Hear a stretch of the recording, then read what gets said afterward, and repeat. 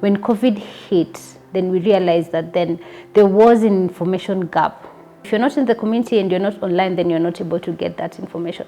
And we saw, of course, we realized in Kenya there are many teenage pregnancies that happened because of COVID. And of course, the only space that we felt that then was safe, within the homes, you find that then a lot of sexual violence happened. And at that time, that's when, for us, we realized that we needed to share information with the whole community digitally. And it is in that push, after our constituency realizing that we are needed, we started now having the conversations online. If you know someone who is pregnant and needs services, where can you go? If you've known someone has been sexually assaulted, where can you go? And these are the critical issues and information that young women and girls and the whole community needed, and we were able to fill that gap. One last thing that I must say for this partnership and how it has really, helped our work is the fact that we were able to actually tap into, a community that people are not talking about, So with the drop-in center being closed for, community like ITGNC, where will they go? Because everyone is converging online and offline.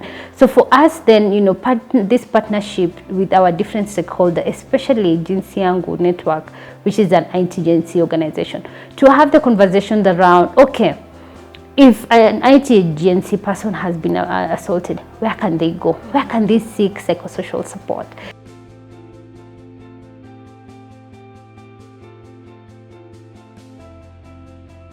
And we strengthen the capacity of ITGNC persons themselves to understand what are your rights as an intersex person, transgender person, gender non-conforming person in Kenya. What avenues do I have to access these rights? How do I even understand how myself as a person in the context I live in make it difficult for me to access HIV services? This is with regard to violence, this is with regard to mental health, this is with regard to access to sexual reproductive health.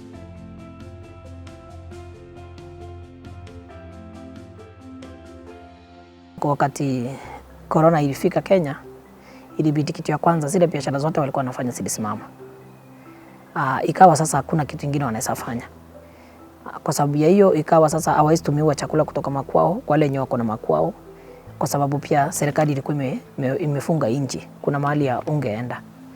Lakini kama shirika letu la Jinsi Yangu tulikuwa na uwezo ya ku identify hawa intersex persons wako wapi. Then tukaanza kuwapatia chakula. Pia tulihakikisha wako safe mahali wako, sababu tulikuwa napeana sanitizers na mask, kwa sababu si wote wanaweza kuwa na uwezo wa kununua. Sometimes it's challenging finding your place in society, and also we've had like high cases of mental health issues within this community. So when COVID hit, some of these challenges were just now magnified. First of all, the issue of now security. A lot of gender non-conforming persons had to go back home to their parents. Now you cannot present as who you are, and if you do, there's the case of abuse. Maybe it could be mental, it could be physical when they're trying to bring you back to the box.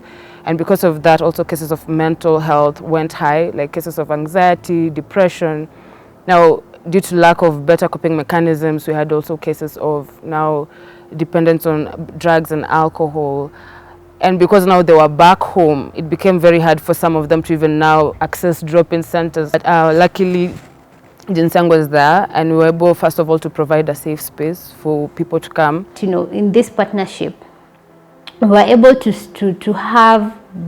document the stories of ITGNC in terms of how were they affected by COVID, how did they manage, and where did they get resources. And for us, having the webinars that we had, the Twitter conversation that we had, the radio program that we had, so what those meant was that then people could actually hear their voices. Yeah, as we seek to challenge the underlying discriminatory, exclusionary, social and gender norms that have been entrenched in society and that have been actually amplified even with COVID, or that the losses that we have made, we also need to be very careful to engage the thought leaders and the custodians of some of these social norms.